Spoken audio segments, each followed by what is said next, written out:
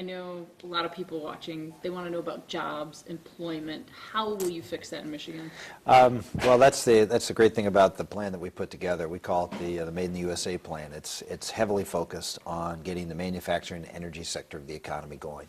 And the first thing we do is put a tax plan in place that zeroes out the corporate tax for manufacturers. In fact, it in a sense repeals it for manufacturers. Manufacturers will not be subject to any corporate taxation, and processors. So why do we do that? Because manufacturers in America are playing on an uneven playing field. They have to compete with the world who wants their jobs. And as we've seen here in Detroit, as I saw growing up in Western Pennsylvania and Pittsburgh, they're very happy to take our jobs if we aren't competitive.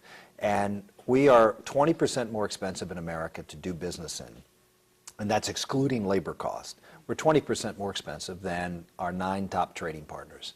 So I just went about, well, how can we level the playing field? Well, number one is to cut the tax rates and eliminate them.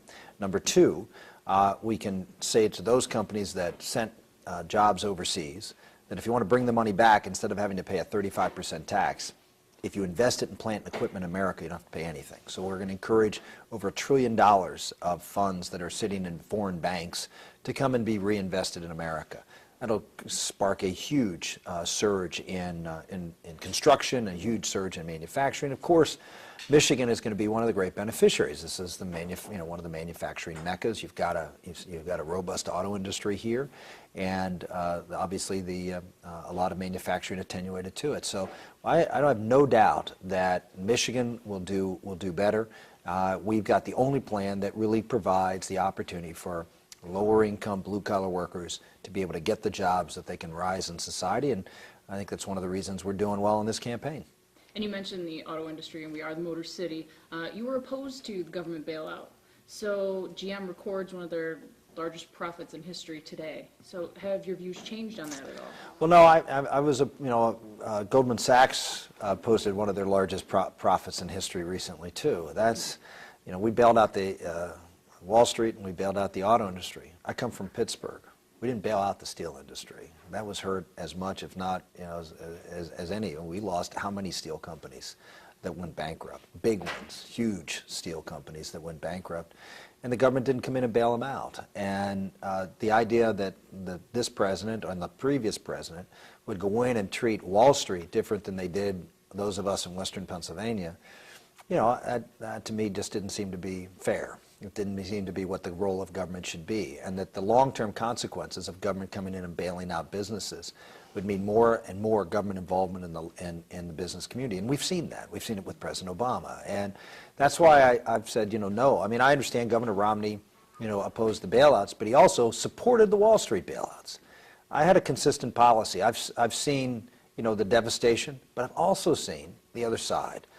Pittsburgh and southwestern Pennsylvania, had a tough couple of decades, but we're rebounding and we're doing well, and we have a diversified economy. Steel is still a part of it and an essential part of it, but I think we're a much better balanced area of the country. If you look at where what's happened over the past 4 or 5 years with the recession, we haven't nearly been hard as hit as other areas of the country. So I just think that when the government meddles. Sure, GM and Chrysler would not be where they are today. They would not be the companies they are today. That doesn't mean the auto industry wouldn't be vibrant. It would just be different. And I think that's what we have to trust markets instead of government. Okay. If you're socially conservative, do you think that will help you or hurt you here in Michigan with your views on, for instance, contraception?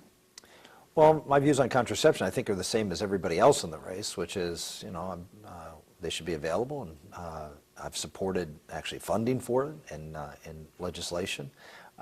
So as far as from a public policy point of view, my position on that is probably the same as everybody else. I have a personal point of view that may differ with most Americans, but that's what I follow the tenets and teachings of my faith, and I believe that's certainly the best thing. I certainly teach that to my children, that they shouldn't engage in premarital sexual activity, that they should wait until marriage, and that they should not practice. They should not, practice with, do things with contraception. That's the values I teach my children, and I think those are good, solid values, and I'm going to continue to teach them. So you're strong with marriage then, and do you oppose then gay marriage, even though you believe that there should be more married couples and they should be lasting longer and in the United States? Well, I think marriage is a vital institution. It's central for the continuation of society, that men and women come together and have children, raise those children in the best possible atmosphere possible. So, yeah, I support traditional marriage. I've been a strong advocate for it. I think it's essential for society to have stable families and have moms and dads, if possible, the moms and dads who actually are the natural parents, to be in a healthy relationship and raise those children. And I think government should do things to encourage that. And when we redefine marriage, or we change divorce laws, or we do things that weaken the institution of marriage, I think we weaken the foundation of our society, and I don't think that's a good thing. Would gay marriage help increase that, or? I don't think there's any indication that changing and expanding the definition of marriage to include other types of marriage is going to do anything to encourage men and women to come together and be married. In fact, I think you can make the argument that by dissembling marriage, you weaken it, not strengthen it.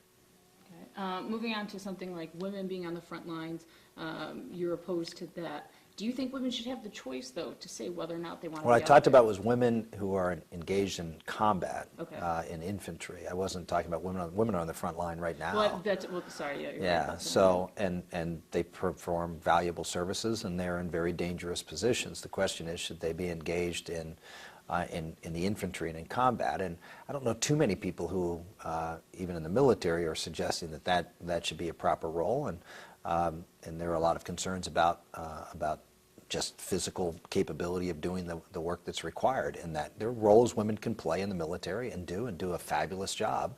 There are roles that are unique to men that men play, and I think that's all I was talking about. I think that reflects pretty much the broad view of people in the military. Okay. And Governor Snyder came out today. He endorsed Romney in this race. He said that Romney knows Michigan because he's a hometown boy.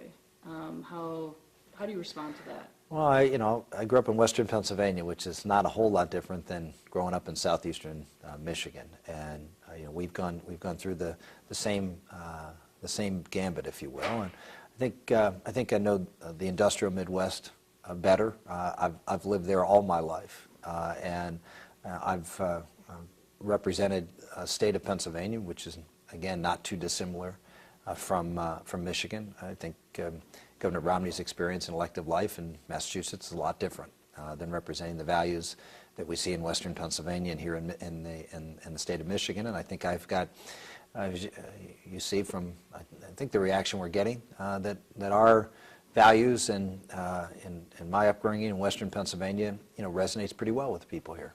Were you surprised at all by his endorsement, seeming as you guys were No, I mean, at the same event here Governor today? Romney it's funny because he's running ads, and I'm, the Washington insider, yet, Governor Romney's getting all the endorsements of all the Washington insiders and all of the people in sort of the establishment, if you will.